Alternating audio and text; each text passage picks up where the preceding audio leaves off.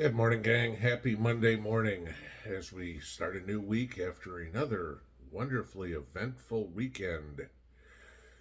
Every day we seem to be getting closer and closer to being involved in wars which we have no business being in. We've talked over the weekend about the $60 billion that is going to Ukraine. I didn't even mention the $26 billion we're sending to Israel. Okay.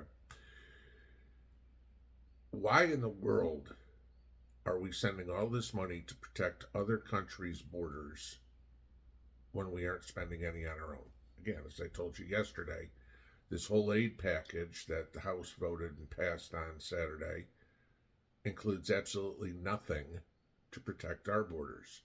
But, you had one congressman going, Ukraine's borders are the U.S. borders. It's like, dude, maybe you want to go take a class in geography because we ain't anywhere close. Okay, Ukraine is not the 51st state. Israel is not the 51st state. My point is this. If you don't have the ability to protect your own borders, maybe you shouldn't be a country in the first place. Just saying. Okay, kind of simple. It shouldn't be anybody else's responsibility to protect your borders. Let's take a look at what's going on. Shortly after the House passed the aid package for both Israel and Ukraine, Israel bombed Rafah, killed 22 people, mostly kids. Okay? Not that you're going to hear me give an iota of support for the Palestinians. I frankly don't care for either side in this war. It's their own damn problem, and we have no business being there. Sorry, you haven't figured out how to handle your own problems? We don't need to be involved in it. We got plenty of our own problems. Okay? You look at what happened overnight. There was a missile barrage by Iranian forces, or Iranian sympathizers at least, in Iraq, on a U.S. military base in Syria. 5 missiles were sent toward a U.S. military base. That might have a tendency to get us involved. I'll ask the next question. Why the hell do we have a military base in Syria? Not exactly like Bashar al-Assad is an ally of the United States. But hey, they're more than happy to take our money that we spend there. Kind of like Germany or anybody else in Europe. They won't defend their own borders, but they've flat out come out and said, well, the U.S. will protect us. No, sorry. We need to protect ourselves, and we're failing miserably at doing that. Then you look at what came out overnight, and I'll link this below so you can read this. Apparently, the CIA back in January warned Zelensky to stop skimming so much money out of the aid package. And Zelensky's response was to fire 10 generals who were flouting the kickbacks that they had, that the money they were skimming off the top by driving around in brand new Mercedes and things like that. The money's not going to pay for the war. The money's going so the oligarchs in Ukraine can have more luxury. Simple, okay? Not that that comes as any surprise. Gee, I think it was all of us that said this 2 years ago when the war started, that the skimming was going to be where all the money went to, and not to the military, not to ammunition, which the guys on the board on the front are lacking thereof. Great, okay? Not our problem. You look at the disgusting response that we have in the United States.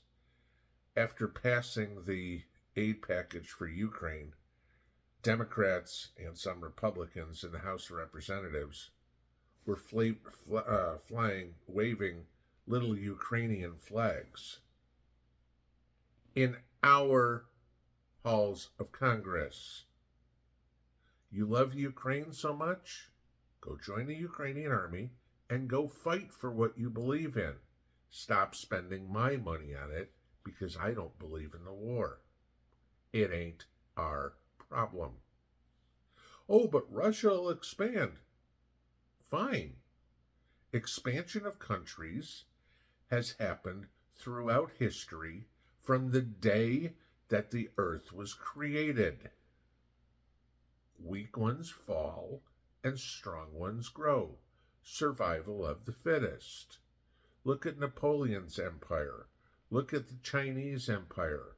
Look, throughout history, the Russian Empire, whatever, any of them, they expand, they contract, they swallow up lesser foes, and the world goes on.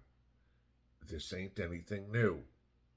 Look what goes on in Africa recently. Countries fall, countries get absorbed, countries completely change, to the point of changing their name. Zimbabwe was Rhodesia 40 years ago, okay? This is what happens in the world. Survival of the fittest. Why is it our responsibility to be involved in all of this? Right now, the Jewish people in the United States, fine, they're totally allowed to be here, no problem. They're Americans just like anybody else, are under attack again, okay? I don't get it. It's like throughout history, or at least the 20th century and now the 21st century, for some reason the Jews are the ones that are attacked over and over and over again. Come on, unless you're an idiot and deny the Holocaust, you remember what happened in World War II. Look at what happened with Columbia University yesterday. There are so many of these pro-terrorist protesters screaming out there that the rabbis at Columbia University have now advised Jewish students to leave campus and go home for their own safety. There's pictures and video out there of Anglo-Americans supporting terrorists. There's one, I can't remember the name of the terrorist's name. White woman sitting there with the sign pointing to the Jewish supporters flying a Star of David behind them, saying, "I'll whatever, this is your next target," pointing to these people. We have Americans openly advocating for terrorism, for killing people. Of course, a lot of these protesters are of some sort of Arabic descent, okay? On a college campus. Here's a thought. If you're on a student visa, it's revoked. You're deported. If you're a naturalized citizen, your citizenship is revoked. You're deported. Yes, that can happen. Okay. This is insane, and this is going to lead to death in America of Americans because of the idiotic ideas of the elected/selected officials we have in Washington supporting a war or wars that we have no business in. Why are they doing this? Because they can get rich off of it. Find me a single Congress critter who is not, that supports all this aid crap, that does not have investments in Raytheon or McDonnell Douglas or Lockheed Martin or any of them. No. They all want to do this because they'll get rich. They'll get more campaign contributions. They'll keep their power. because the lobbyists will give them more money. We have enough problems at home.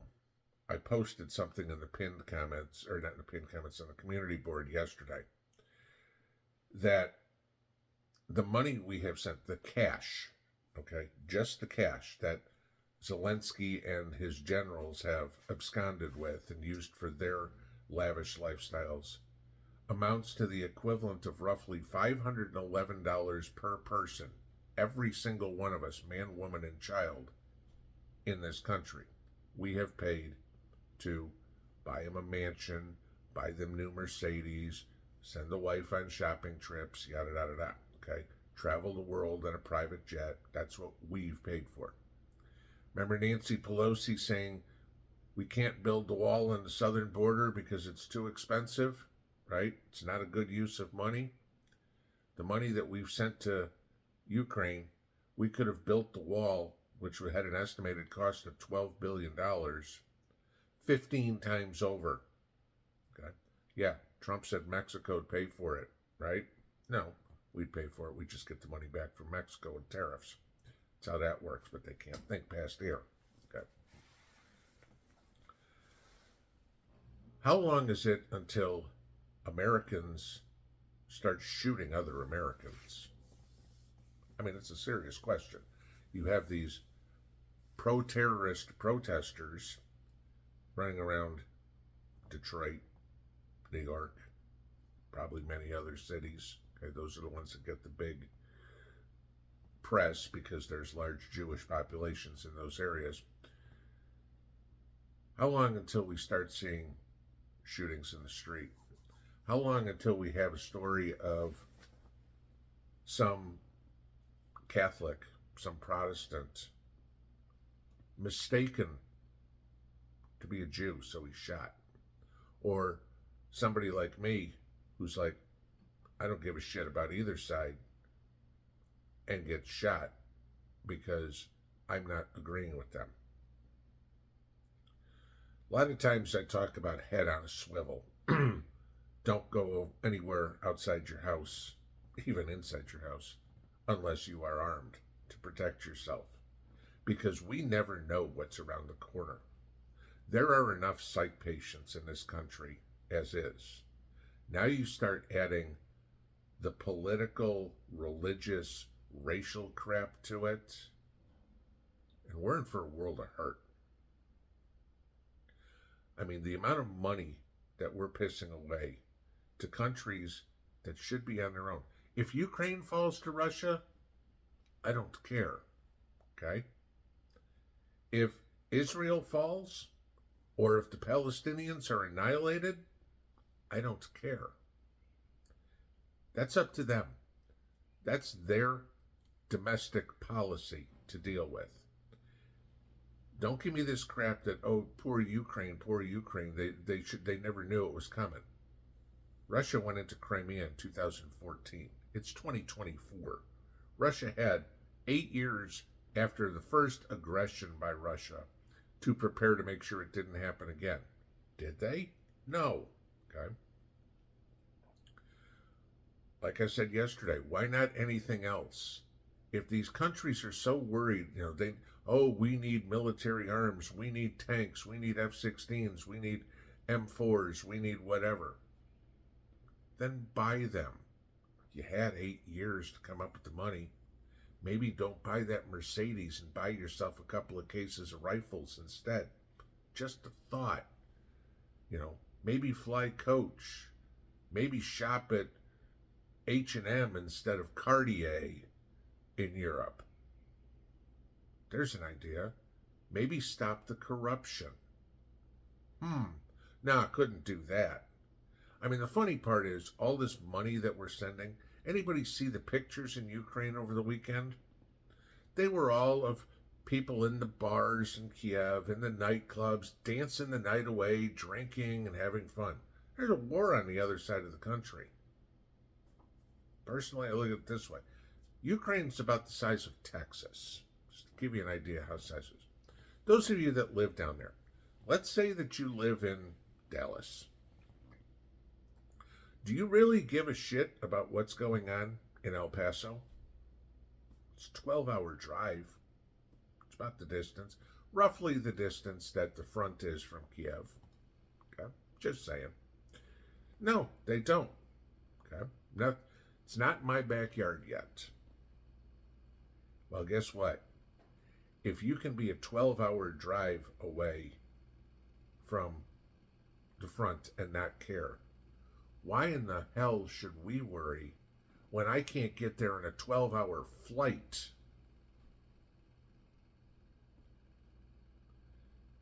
Not my problem. Not our problem. Yet. But boy, our officials, rhinos and Democrats, sure as hell are trying to get us involved in this. I hope y'all looked at that spreadsheet that I posted yesterday for how Congress is voting on a lot of the important issues. Congress is single-handedly destroying our country. 535 people in Congress, House of Representatives and Senate, and 2 in the White House. And all the people below them are making the decisions to destroy our lives. They refuse to protect us, yet are more than willing to grease the palms of corrupt people trying to kill us who don't care. Again, please tell me, anytime we've had a disaster in the United States, be it tornadoes, hurricanes, wildfires, train wrecks, whatever, please tell me how much aid we've ever gotten from Israel, from Palestine, or from Ukraine. I'll be waiting to see the comments on that, because guess what? It's nothing, right? Okay? Nobody helps us, but we're expected to help everybody. Again, it comes down to this. If you can't protect your own country, you don't deserve to be a country. So I don't know. Should we all start learning how to speak Spanish? Or Mandarin? Or Russian? I don't know. Because the way we're going, with the leadership we have now, it ain't going to be too long till we aren't a country. And nobody's coming to help us. Pinball out.